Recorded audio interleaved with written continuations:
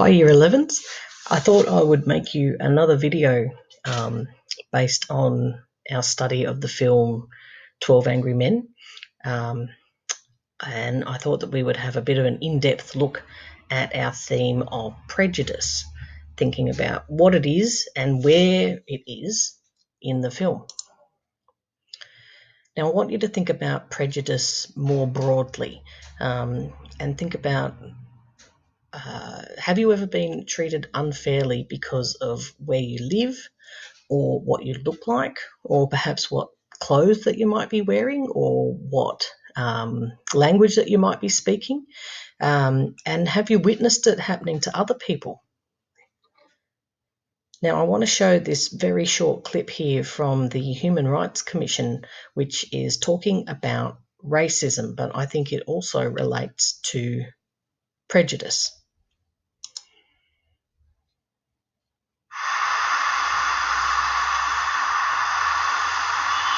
Remain long.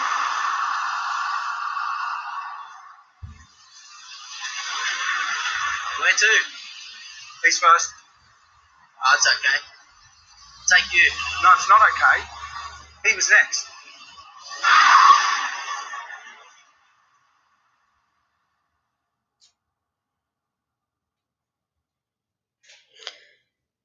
So you can see that clip quite clearly demonstrates racism and prejudice for us. The taxi driver made a snap decision about the man who had been waiting the longest based on what he looked like and nothing else, and made a decision not to take him in the cab.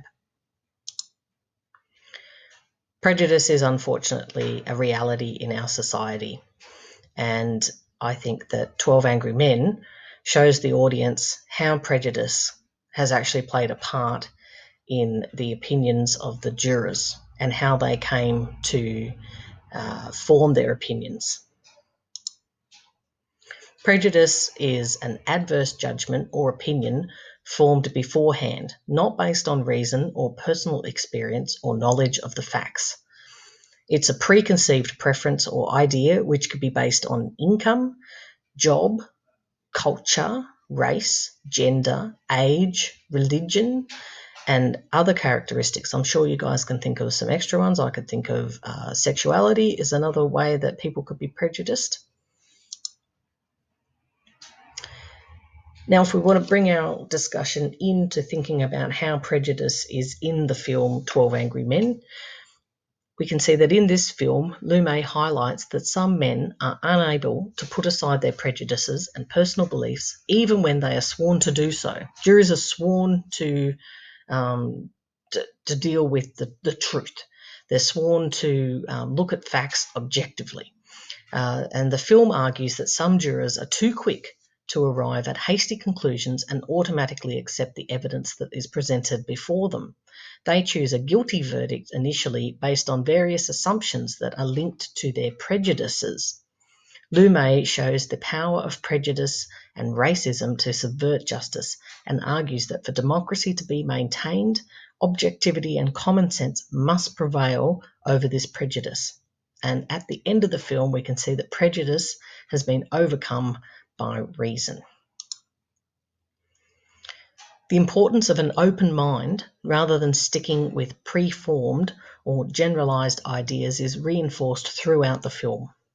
I think it's very nicely symbolized in the locking of the jury door. This symbolizes the locking of the jurors' minds by their prejudices.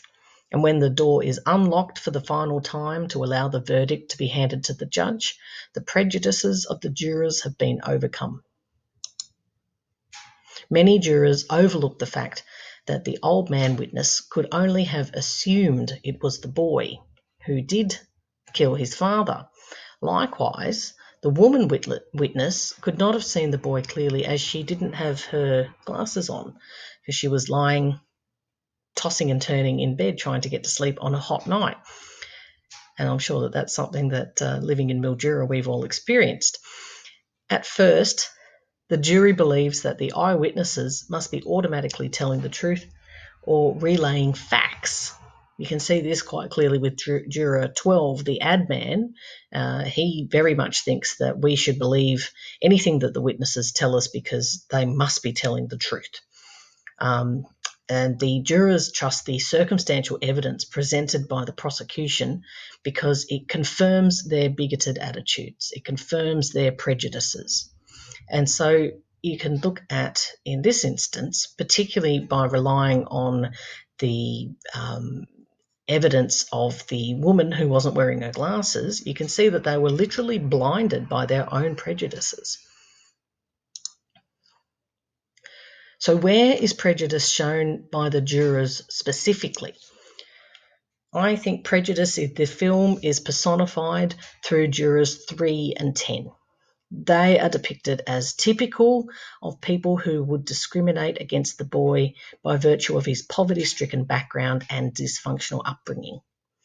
They've chosen to prejudge him, based on the fact that his father was a drunk and had been in prison because the boy had grown up on the wrong side of the tracks and the slums, and these are described by, described by 10 as being breeding grounds for criminals.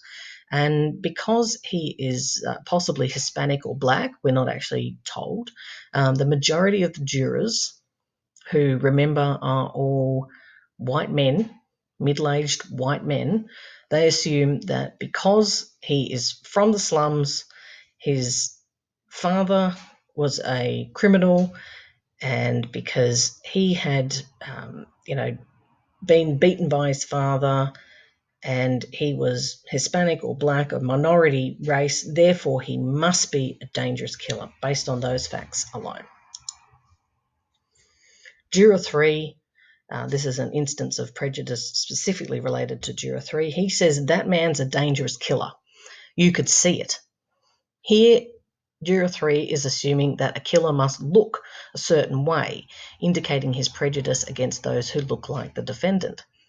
Juror 7 points out that the accused has a record and was in the children's court and then went to reform school. So like juvenile prison system. Therefore, many of the jurors are assuming that he's guilty from the word go. And you see that when they do that first go around the table, where they're all talking about why they think that he's guilty, when they've got the 11 votes for guilty, Juror 6 actually says that he just assumed he was guilty from the word go. From the moment that the trial started, he thought that he was guilty.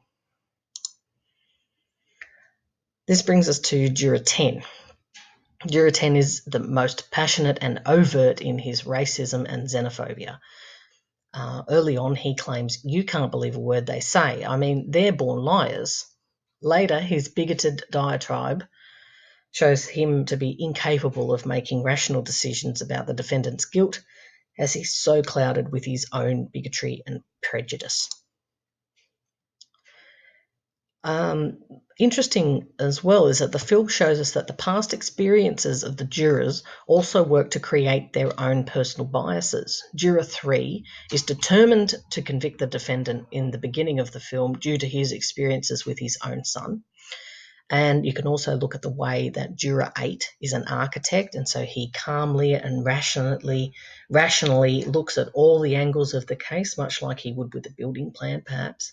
And also Juror 4, we know, is a stockbroker, and these are people who are typically used to making decisions under pressure, and so he reacts calmly and sensibly when he's asked to justify his guilty verdict by Juror 8. And he insists on following the logical progression of facts. I'd like us now to spend some time looking at these clips, which deal specifically with prejudice. The first one that we're going to have a look at is looking mainly at Juror 7 and Juror 3. It's done at the start of the film. And the second one that we're going to look at is the infamous scene with Juror 10. So we'll have a look at the one from the beginning of the film first.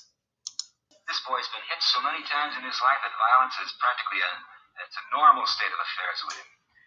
I can't see 2 slaps in the face provoking him into committing murder. It may have been too many. Everyone has a breaking point. Anything else? No. Okay. How about you? I don't know. It's all been said. Talk here forever. It's still the same thing. This kid is 5-0. Well, look at his record. When he was 10, he was in children's court. He threw a rock at a teacher. When he was 15, he was at reform school. He stole a car. Been arrested for mugging.